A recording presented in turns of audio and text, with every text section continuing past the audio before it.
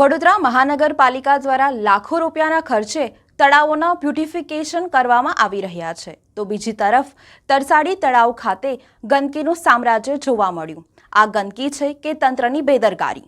વડોદરા મહાનગરપાલિકા તંત્ર દ્વારા શહેરમાં લાખો રૂપિયાના ખર્ચે તળાવના બ્યુટિફિકેશન કરવામાં આવ્યા હતા, જો કે ત્યારબાદ તેની સાર સંભાળ નહીં રખાતા હાલ આ તળાવમાં ઝાડી ઝાખડા અને ગંદકીનું સામ્રાજ્ય વ્યાપ્યું છે।